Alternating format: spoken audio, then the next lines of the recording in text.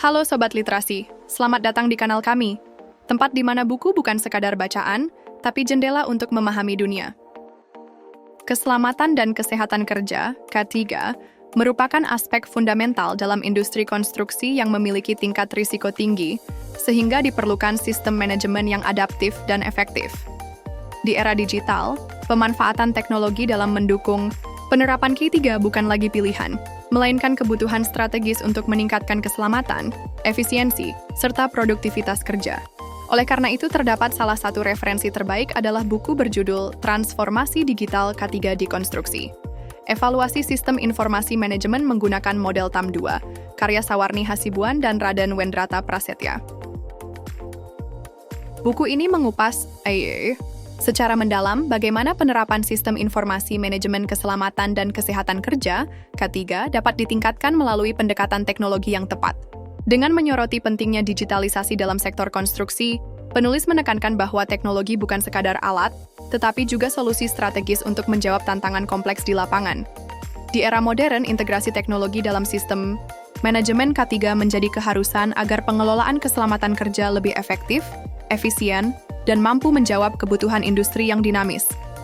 Melalui studi kasus pada industri konstruksi, khususnya di PT Nindya Karya, Persero, buku ini menghadirkan pembahasan yang aplikatif. Pendekatan studi kasus membuat pembaca dapat melihat penerapan konsep K3 digital secara nyata dan tidak hanya dalam kerangka teori. Analisis yang disajikan menegaskan bahwa perusahaan konstruksi yang mampu mengadopsi teknologi dalam sistem K3 akan lebih siap menghadapi risiko pekerjaan, sekaligus menjaga produktivitas dan keselamatan tenaga kerja. Buku ini menggunakan model Technology Acceptance Model 2, TAM2, untuk menganalisis perilaku penerimaan teknologi dalam pengelolaan keselamatan kerja. Melalui model tersebut, pembaca diajak memahami faktor-faktor yang memengaruhi sejauh mana teknologi dapat diterima dan dimanfaatkan secara optimal.